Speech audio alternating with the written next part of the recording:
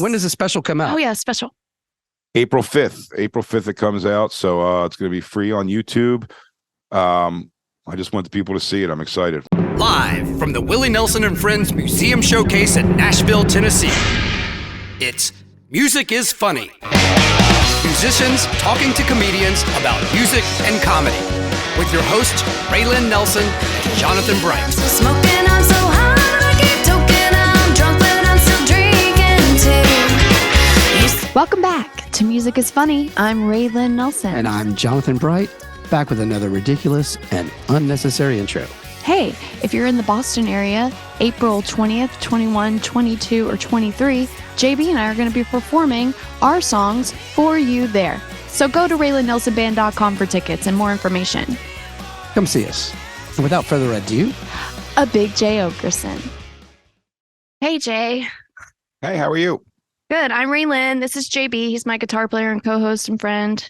What's up, JB? Nice to meet you. what's happening, man? Nice to meet you too. Go ahead. I was just say we're big fans, Skanks and you, and so happy that you would do this with us. Thank you so much. Oh, hell yeah. What a cool set you guys have.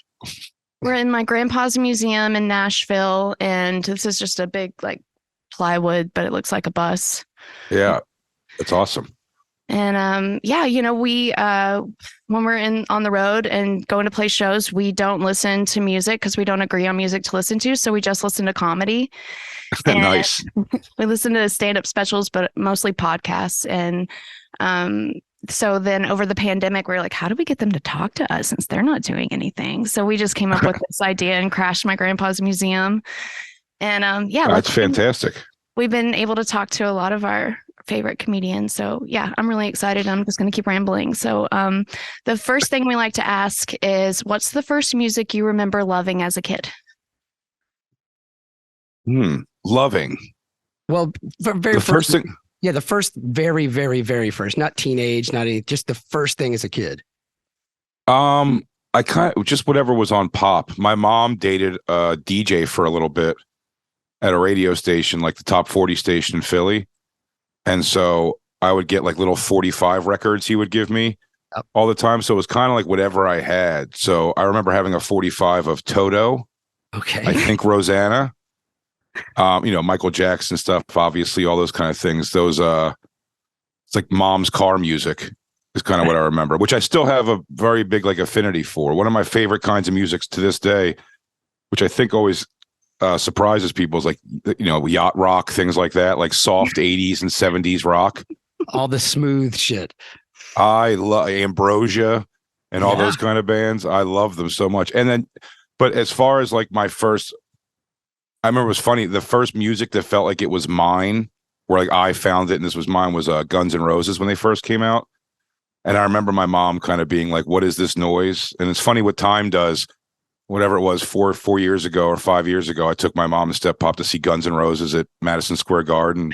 They're singing along with every word. These are just classics now, but at the time they were like, "What is this jungle music?" Yeah, I remember when that record came out. A buddy of mine was living in Los Angeles and sent me. It was before it hit the radio, and I remember listening to it, going, "This is fucking great. It sounds like old Aerosmith." But all of the cursing, I'm like, there is no way this is going to get a wider reach. It's so easy. There's F bombs flying. I'm like, there's no way that these guys are going to get beyond the clubs. I was wrong. And it was huge. But it's so funny, all the music that I thought was mine, maybe with the exception of Two Live Crew, became music my parents liked anyway. Right. So they're not. But I do. I'm big on music. But what's the worst thing about my music thing is I'm bad at discovering new music unless I find it myself. It's a big complaint I get from people. When people always go, "Oh, you got to hear this song. It's great. This great new band." I'm like, I don't care. But if I find it myself, I really, and I can't tell enough people to listen to it because I like it. When you find one you like, do you listen to the same song over and over and over again? Or do you try to find other stuff they've done? On a newer band? Yeah, like now when you're... the best example I have of that was War on Drugs, the band The War on Drugs, who I love. And I found them. I turned on my TV one night, and they were on David Letterman. Right when my TV came on, it was just that performance, and I didn't really overthink it. And I was just watching it. I'm like, I really enjoyed the song. And then I downloaded their album. And for them, because I like the vibe of the music. I was able to go back and listen to all the things. Sometimes you could tell, I think, when you listen to a song and you're like, this is the song. This is like the one. Like, it's going to be a one-hit thing. Like, I'm not going to like the whole thing. Just, I felt that way with like Kings of Leon. There's like a song or two I like, but like, I can't dig into the catalog. It's just not my thing. Mumford and Sons, another band like that. I'll probably get a lot of hate for this, but Blur was like that. They had that song number 2. Yep. And then you dig deeper and you're like, and then I read that they recorded that song as kind of a middle finger to their record label. They're like, let's write the dumbest, trashiest thing and tell them we're going to make this the single. And they were doing it on a lark. And sure enough, they put it out and the label's like, oh yeah, first single. And it's huge now.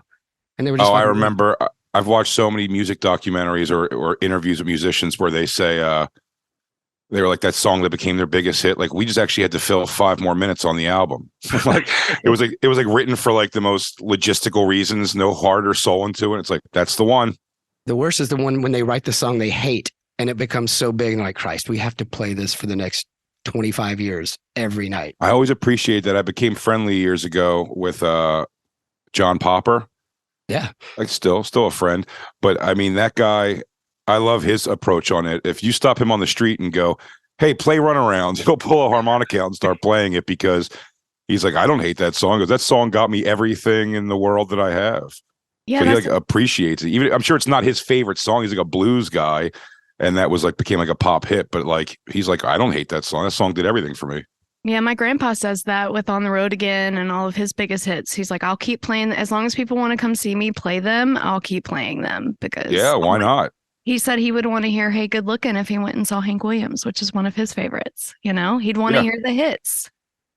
And that's what Iron Maiden has the ball bag to every few years. They alternate their tours. They'll do like a hits tour and then like just the new album. Like, what are you, out of your mind? Yeah. Especially a band with that many songs. I mean, it's crazy. Yeah, a whole new album. I want to hear your 70-year-old thoughts on heavy metal. That's a band that trips me out too because they're so much bigger than anybody realizes worldwide. Just massive. Oh yeah, massive. I mean, they're pioneers in so many ways. And one of those fun bands where their humongous success came after booting out the original singer. Right, that's true. Very true. And it's weird how. Oh, go ahead. No, go ahead. I think it's cool how you only need one song as a band or a musician and you could work forever. You have fans. And with comedy, it's not like that. You have to keep doing something new all the time. I know that is such an interesting thing. And an audience, what they require from those two different arts is that when you see a band, you want to hear nothing but songs. You don't want to hear anything trying different or something. You want to hear it all. And when you go see a comic, if you saw a show 2 years apart and it had 3 of the same jokes in it, you're like, I'm just paying for the same thing over and over. I mean, I already know that one. Yeah. And it's like a frustration. I'm impressed by people who can remember all the jokes that they hear from one comedian. Like I really am because I can't. I go see comedy a lot and I don't remember all the jokes I hear. I could see it again. Thank God. Yeah. I smoke a lot of weed, but still. That's why I do so much crowd work though, is to keep it like different but I started doing that to keep it different for staff. I had a hard time kind of getting out on the road headlining because by the time I got to that point where I could comfortably go headline on the road, the business kind of went to a direction where you have to have fans already. Yeah. But you got to put asses in seats. They weren't really doing the, come through and, we'll develop you. You'll build an audience as you go. It was like, now you have to have some sort of an audience. So I was kind of like fledgling, I guess, but, I didn't know it at the time. I was just having fun working all the clubs in the city, but I would, these same 4 walls on a nightly basis.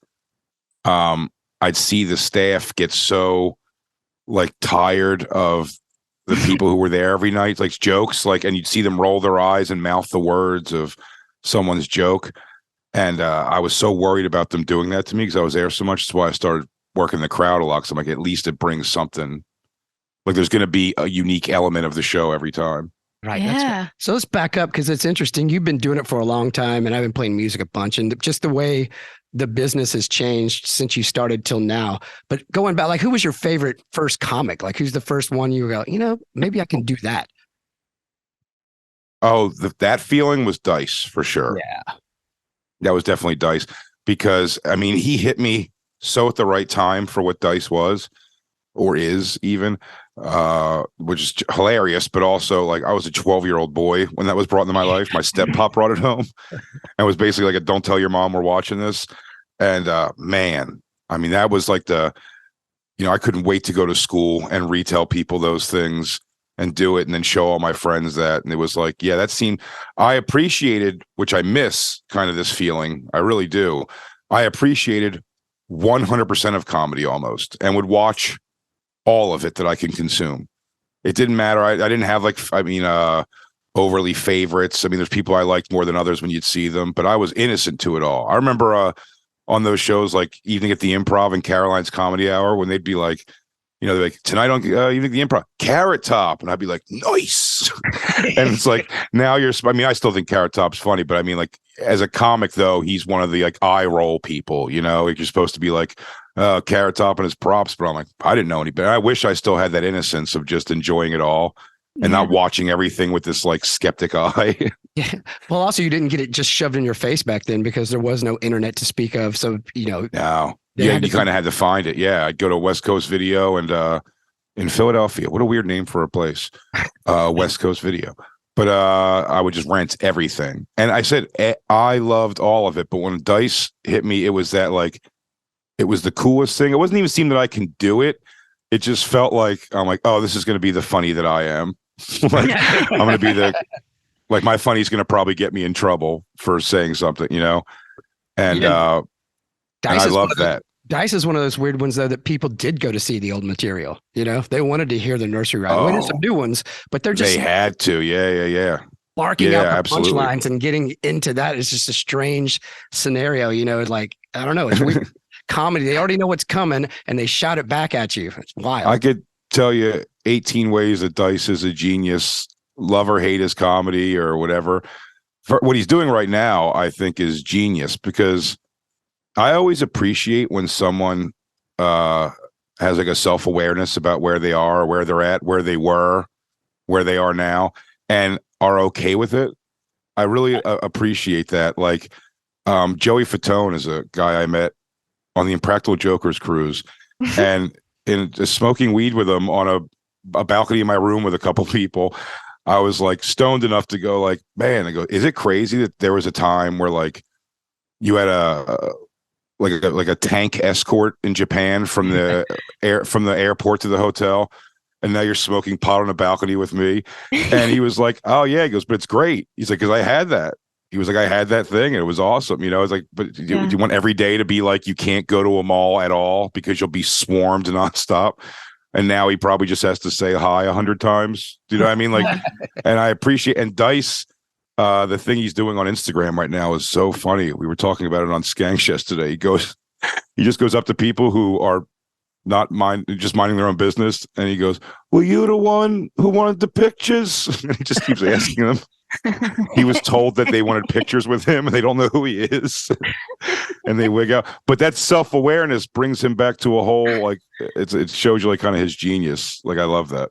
And the most punk rock move of all time was the day the laughter died or whatever. That record, he's on top of the comedy world and puts out a double album of him bombing. He goes to Dangerfields on a Tuesday night for a Tuesday night crowd, like the end of the night too, 11 p.m. It's a Bridge and Tunnel crowd, that club, when it was still open. And it was it wasn't like a pop in place even at that time. It would be like kind of dead on a weekday. And he walked in with like 20 some people in the audience and just bombed for like 2 hours. The double album part's the part that cracks me up. Oh, and when he locks into I also like humor when somebody can bring you into like their particular world of funny. I think Andy Samberg did that really well in the movie Hot Rod. If you've ever seen that, if you haven't, watch that on tour. It's really, really funny. And what I love about it is they bring you into their stupid personal humor. And like I love that it's their it's like it's their dumb inside jokes and you're kind of in it with them. You get it by like the third time you get the joke. And Dice did us a thing in that day the laughter died where he just starts telling. Do you remember this? He starts going and goes, "I'll give you an hour. You give me an hour back. Get it?" And he keeps saying "get it." It means nothing. He just keeps saying "give it an hour. I give it an hour back. Get it." And he says "get it" at the end. He does it for 15 minutes at least. And it's just like you're listening to it. And then by like, I think 15 minutes in, he goes, "What the fuck am I talking about?" And he just, it's so an hour back. I think that's the name track title too. An hour back. It means not, that doesn't mean anything. And it's one of those things. He just You says have jokes gibberish. all the time that don't make sense. Yeah. And you say it like they do. That reminds me of you. But and it's that whole Family Guy thing where the chicken's fighting Peter, that it's funny. Then it goes on pretty long and then it becomes unfunny. And then it goes on even longer. It becomes even funnier. Yeah, because it's ridiculous. Yeah, that's the, never an Andy Kaufman guy in my life at all. I really was not the genius or any of that. But I do understand, if you could learn anything from anybody, the "Here I Come to Save the Day," while it's not a belly laugh, when he plays the record on SNL. Oh, yeah. And he waits and then it finally gets to the part and he does the "Here I Come to Save the Day." I've definitely in my life used that. I think last night on Skanks, I did a thing with a new theme song I made for Gay Blind Mike, one of our interns. And you have to get to the chorus of the song. And I made a parody. The song is it's saying Gay Blind Mike instead of Girls on Film. The song Girls on Film by Duran Duran. It was very long to get to that first Girls on Film. And then making them wait for the second verse because I wanted to get to where it says something after Girls on Film. So then I would go, "Gay Blind Mike can't see his own dick, gay blind." But those two, the intro and the two verses where we weren't all doing Gay Blind Mike, it's like the humor in like we just got to sit there bobbing our heads waiting for this joke is coming. Do the same thing. And that's that thing. It's like the drag out of time is such like that's a fun usage of thing. And you said the chicken and Peter fight's the same thing. Yeah. When they sit there on the floor and keep going, when they hurt their knee, and it's like a 45 seconds. It's a waste of everyone's time, but it gets so long that you're like, it's actually so funny how stupid this is. We're all waiting for this. And then it would come up in later episodes and you already know what's coming. You're like, all right, I'm going to waste another 10 minutes, but I'm going to sit here and watch the whole thing. Yeah. It's going to be stupid again, longer. Exactly. The one of them I remember, like in the middle of the fighting, they forgot why they were fighting and made up, and then they became friends, and it shows them hanging out. And then it's all just one cutaway still, and then it just gets to and then at dinner they start arguing over who's going to pay or something, and then it just goes back to them fighting for another whole like 2-minute scene of that. That's great. So ridiculous. I love it. So when you're starting, like you see Dice and you're like, "Oh, maybe I'll try." What was it like? You're from Philly, right? So I assume you started doing comedy in Philly. Yeah, and it was a club called the Laugh House, a black comedy club. And it was the only, or I should say, not just the only, it was the best club by far in Philly at times. It had an audience there packed very often. The other clubs that were in Philadelphia were all like Backs of Bennigan's, and they were called like comedy cabarets and in an old spaghetti warehouse or whatever. So the best club was this black club, and it was promoted and owned by one of the owners worked at Power 99 FM, which was the rap station. So it was heavily promoted, and the open mic night was 250 sold out room with a DJ, like a host that was killing. That was the open mic night I started out at, which was awesome because that was way more fun than like what you find at a real open mic is like 5 other comedians there looking in their notebooks while you're talking to nobody. Right. We've heard those stories. Had you been to the open mic to see what was going on before you went to do it? So what happened was a friend of mine who suggested where she said she couldn't believe that I hadn't tried comedy yet. And this is when I was 19. I was like, I never even thought about that because she knew I was such a fan. I mean, she said just since I was a kid, since I got a weirdly young kid into stand-up. That's why I said I knew all. It was funny, the people that I've gotten to meet that would probably be unassuming at like a comedy festival or something. But I'm like, that's Bruce Baum. Weird. That's Wayne Fetterman. Like I know all these guys just from watching them. You know what I mean? Bobby Slayton was mean to me the first couple times I've met him, and that used to bum me out because I'm like, oh man, the pitbull of comedy, dude. You're Bobby Slayton. Why are you being shitty to me? But I was such a damn. I forgot where I was. That's Pothead. Open mic. What was I saying? Oh, Nike, the your yeah. friend. But I would do doing that. The Black Club for the open mic was awesome because when you kill, I mean, I learned how to pander really quick. But I would go. Oh, my friend told me that I should try comedy. The next day, I happened to see the comedy club, which I never even knew was there on South Street in Philly. I went with my friend who wanted to buy sneakers on South Street. And then I saw there was this club and I went in. They said the open mic was Thursdays. So I started going on Thursdays and I'd sign up and I'd bring nobody. I wouldn't let my friends go or anything. I would just go. And then I would chicken out when it came time to go on. I would just tell them like no. By the fourth time, the guy who I know still, Ray Gordon, great comedian, he the fourth time he called me anyway, tried to get me to go up, and I just sat in the audience and shook my head no. I remember panicking so hard on that. And then the fifth week, I told friends to come because I knew if they paid $5 or whatever it was to get in, that I'd have to go on. I couldn't fuck them on their money, so I'd have to go up and do it. And it went great. The first time went really great. And then I dropped out of community college the next day, bold, and didn't do well again for like 3 months. I had no guidance. That's what I kind of lacked in that scene, like the Black Club there. There was no guidance for like beginning outside of performance. There was no guidance on like joke writing or what you were supposed to do. I really believed that I had to come every week with like brand new 3 minutes or whatever it was. I didn't know. It's like, no, get these jokes good, like make them work really good. Then you write something else. But I just thought every week you had to do something completely different. And I put that pressure on when I wasn't good at comedy at all. It was such a weird thing. And then I started pandering hard. So you understood the process though, like stepping like I need to have 3 minutes. I need to kind of craft jokes, or were you kind of winging it? Like I've got some bullet points. I'm just going to step up there and try and riff on them. No. I had like the words definitely down in the beginning. And it's so funny to go back because it was so like, there was nothing prodigy about me in this at all.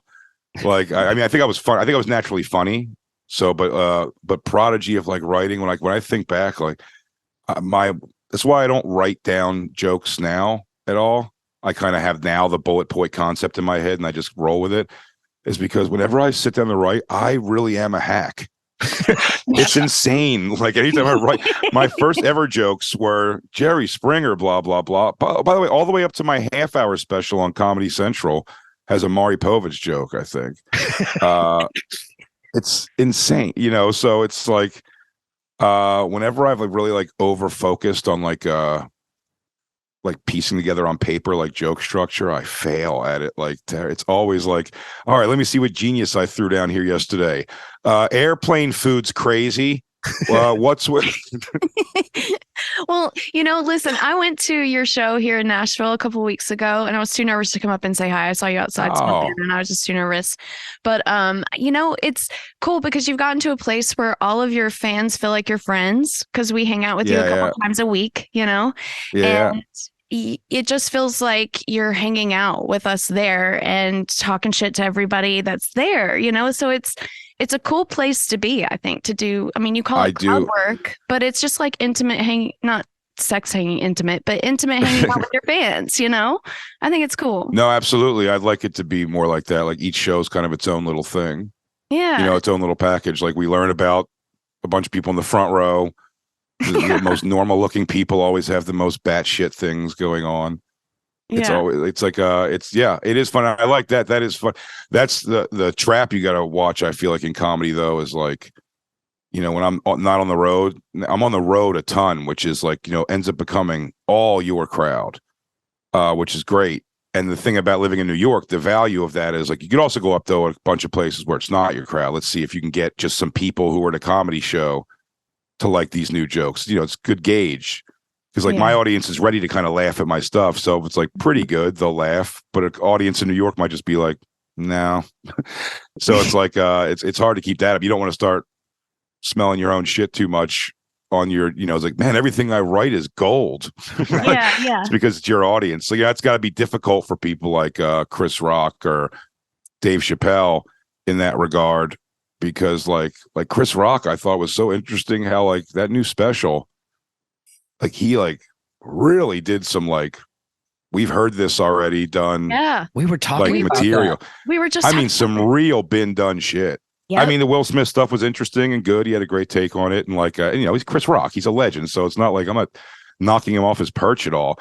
I just think that special was he rushed a bunch of bullshit material out to like, so he can get that Will Smith story out. Like everything else around it, I thought was just done. I thought that was strange, but he's never worked that stuff out with an audience that didn't fall out of their chairs laughing when he said it, because they're so stoked Chris Rock just came in. You know what I mean? Right. Dave Chappelle walks into a comedy club in New York where it's just, you were paying $25 to see, just a regular lineup of people, which is still great, Dave Attell's and stuff. And then Dave Chappelle walks in, like, doesn't matter what. That's why those guys used to do like those 6-hour sets. Remember there was a time that they were doing marathon sets. It was like in the news, and it's like nobody in the I love Dave Attell. I could watch Dave Attell in a row longer than any other comic. If it got to an hour and a half, though, I'd be like, wrap it up, man. Do you know what I mean? He's my favorite of all time. That's why I've never seen.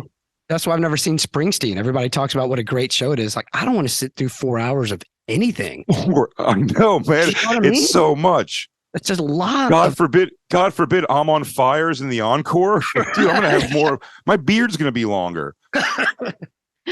So true. No, that's what I'm saying. Those 6-hour sets, it's like you're almost putting the audience through something, because they're like, well, we want to be part of this thing that's in the newspaper tomorrow about him doing a 7-hour set. But no one's gonna go, hey man, wrap it up, dude. No one would say that to him. No. So he can just go and do 6 hours. Did you see the tag on Chris Rock's pants? Because you didn't see it. You did. I did. Yeah. Okay. So it's either on his pants or from the inside of the button down. I wouldn't have gone very with eye drawing.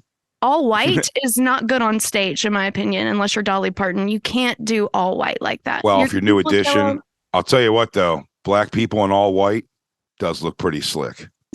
It's true. No, a white, I don't like it. A white. If I were all white, I would just look paste. I become. It's like Boss Hogg on me. You start seeing how fucking fat and pink my face is, and it all falls apart. You watch New Edition perform "If It Isn't Love" at the Apollo in those white suits, and you tell me all white ain't the shit. The ending of the special, I didn't understand it. Like, that was your ending? That he threw the mic down to. Yeah, I don't stick up for myself. Clank. My mama told me to run in the face of danger.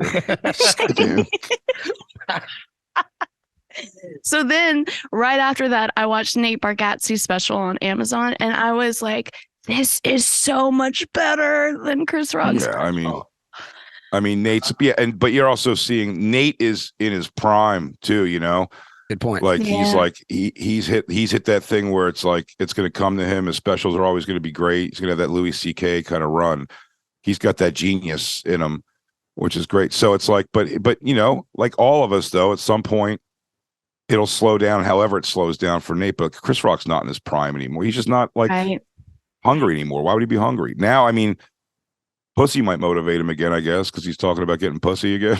Yeah. It's a great motivator. I also saw like the parts that I did like of Chris Rock's special were the stories of him, like his daughter, like there was stuff in there that I laughed about. And I think the difference between Nate's and his was more original to him, stuff from his perspective that have happened, whereas Chris was not as much.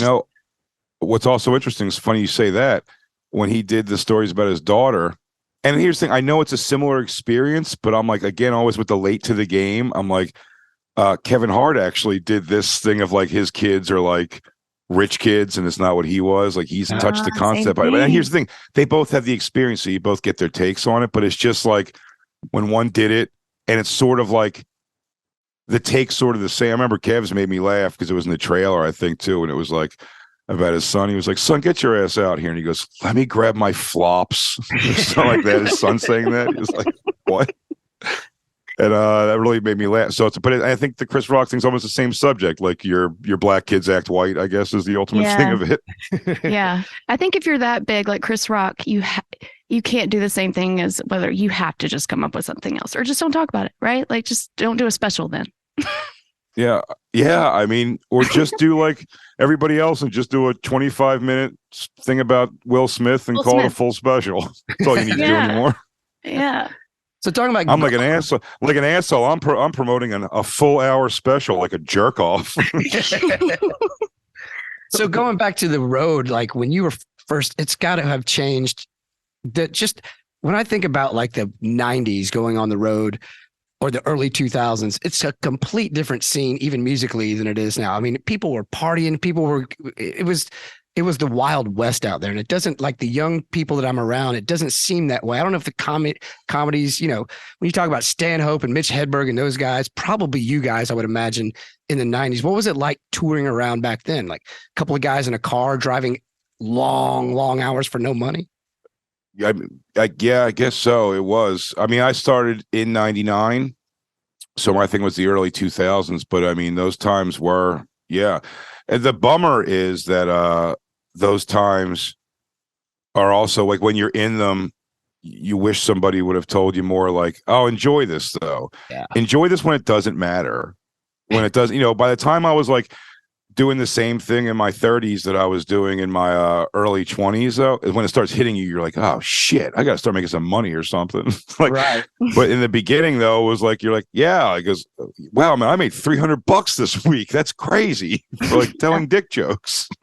Yeah. There was those times, but those are also the best, like figuring that out, pooling your money to get food and all that stuff. And, there was, for the first maybe 15 years of my of my career, I just believed if I was headlining and had somebody opening for me that I wanted to open for me, we were sleeping in the same hotel room. I just assumed that was how it worked. Yeah. Own hotel when clubs would say to me, goes, yeah, you could bring an opener, but we're not getting in the room. I go, I wouldn't have it any other way. I couldn't imagine now 45 being like, you got to share a room. Like, what? Same no way. That's crazy. Yeah.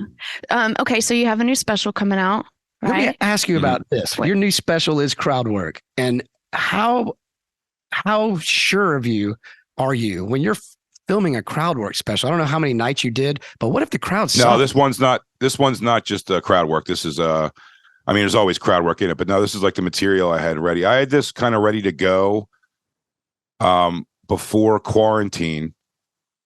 Strangely enough, I was kind of ready, and I had a date set. I was going out to LA to kind of run it for Netflix, HBO Max, and whoever else would have come, hopefully to see if anybody wanted to like pick it up and make the special. Then everything shut down. Then while things shut down, Me Too and Black Lives Matter happened. And then when I was like, hey guys, remember we were getting ready to negotiate for that hour special? And they were like, listen up, straight white guy, you're gonna have to go on the old bookshelf for a minute there.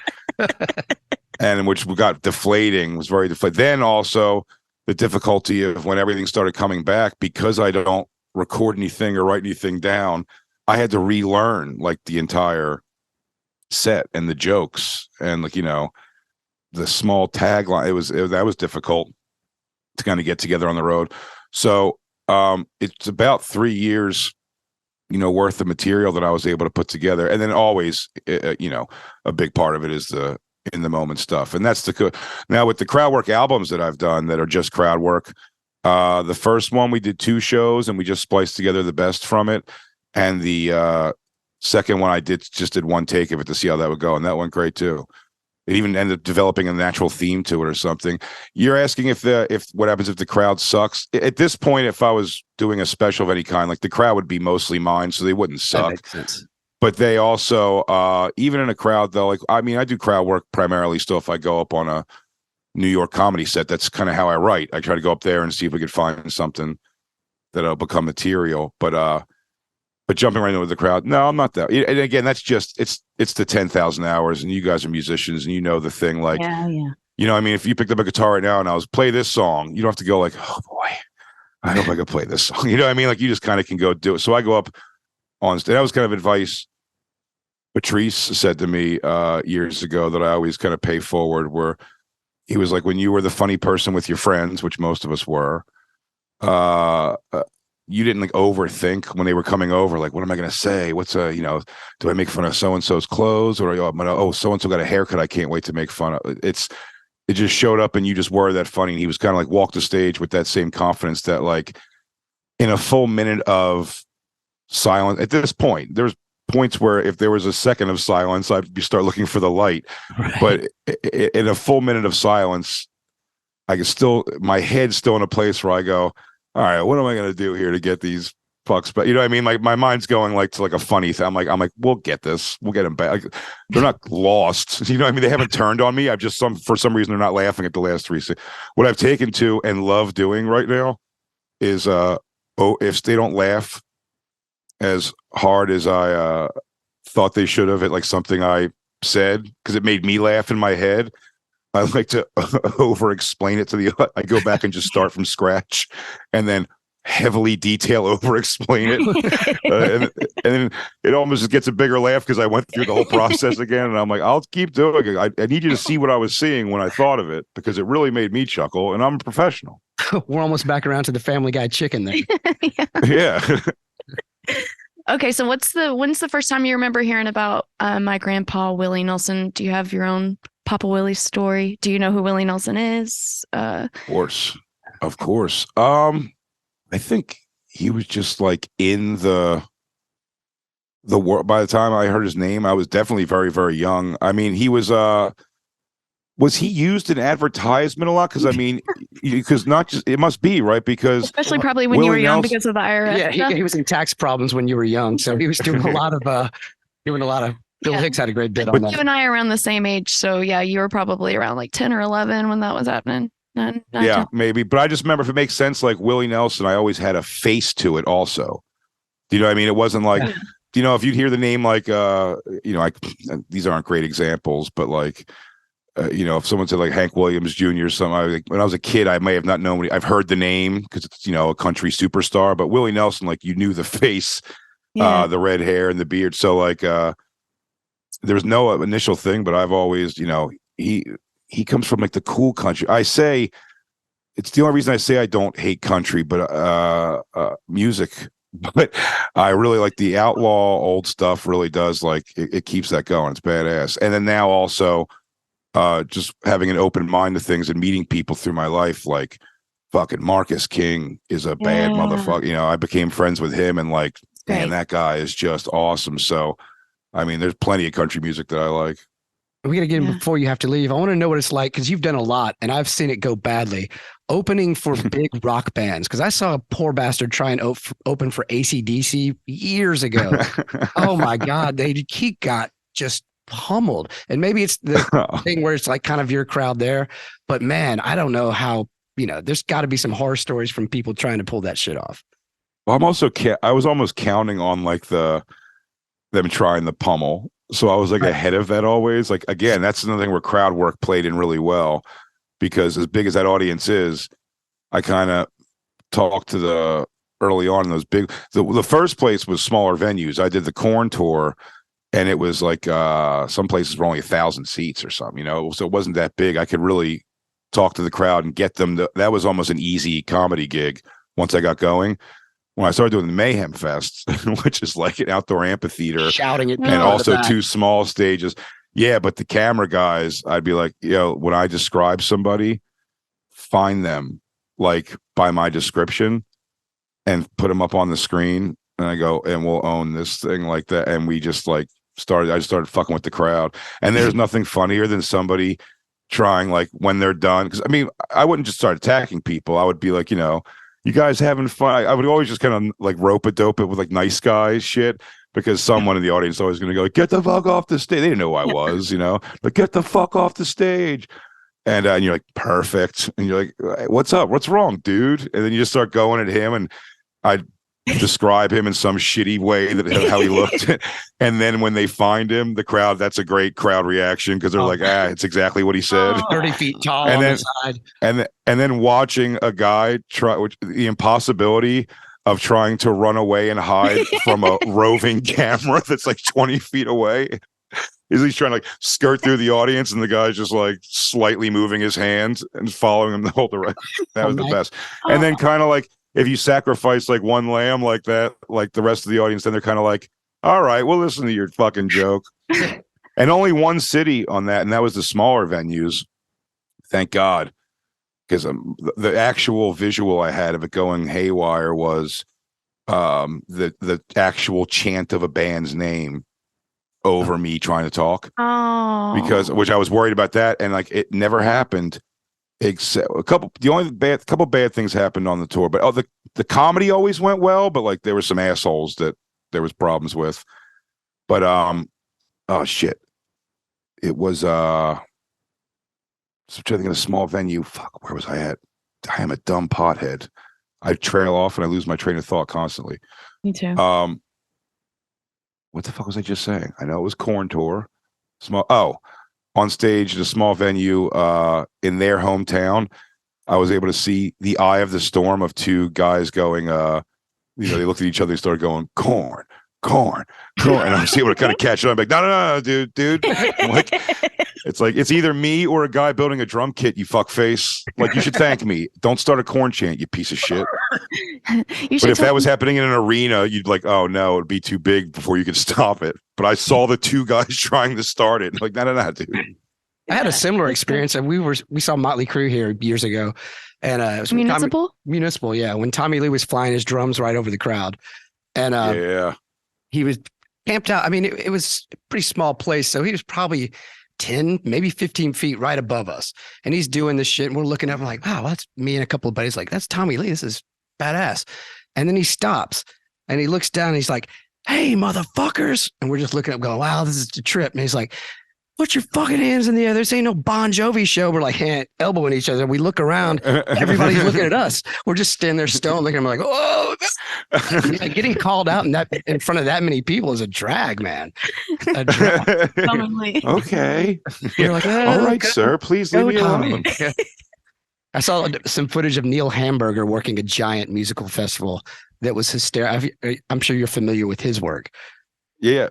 Yeah, for sure. I never saw that clip though. I forget what it's one of those kind of new metal shows, and it takes him about 5 minutes to figure out what he's doing, but it is absolutely hysterical. What's great on YouTube is there's a bunch of videos of that people took of me from the lawn of like an amphitheater, which the lawn is particularly where I'm probably, some cities it was packed and they were great. It might have even been the first set of it where there wasn't a lot of people there, but it's great as one person like filming it.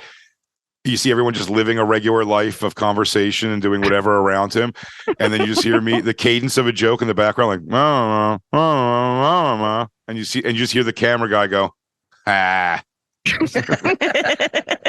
like just one person enjoying me on the lawn, filming himself, enjoying me. That's great. Okay, so I'm gonna pretend to let you go now, and then we're just gonna ask you just a couple more questions for our patrons, and then we'll let you go if that's okay. Okay. Yeah, cool? Yeah. Hey, when does the special come out? Oh yeah, special. April 5th it comes out, so it's gonna be free on YouTube. I just want the people to see it. I'm excited. Once we decided to kind of self-produce it, it was go time. And Ari Shaffir, who I can never thank enough. I mean, the whole crew, with Eric Abrams, Matt Schuler, Jordan, but they're all an amazing crew. But Ari Shaffir really walked me right through the process, and it's amazing. His last special was fantastic. Yep. Unbelievable. Yeah. I got to open for him one of those nights. It was magic, man. He was great. He was so great. Yeah, we had Ari produce it. We did a short, quick music video with Ari, and he was. Oh yeah, for his theme song for his podcast, we did the song. We understand Ari production. Yeah. It started with, well, that's a long story. You gotta go. Yeah. And I want to give you time before you've got to do your next thing. So thanks, Big Jay, so much. This was awesome. Thank you so much. It was great to meet you guys. Hopefully we'll see you soon. Absolutely, man. I'll be in Nashville. I'll be in Nashville for them doing the Kid Rock show. At the Ryman. Okay. Well, when you come to town, Kid Rock lives up by me. Oh yeah, they keep saying we're gonna go to his house one day. We never Yeah. do. But yeah, we'll be out there. We'll be out there for a couple days. Me and Robert Kelly. Another one we've said Oh, to get yeah. on. I love Bobby Kelly. You guys are awesome. Bobby rules. Yeah. Thanks, Thank man. you so much. Bye bye. Big Jay Oakerson is my favorite comedian. I had the best time. I know. We've been waiting for a while for that one. I'm glad we finally made it happen. I know, me too. And we need to get the rest of the skanks on. Anyway, enjoy your groceries. Don't be an asshole. I know your mama's name. Did we cheers yet? Enjoy your cigarette.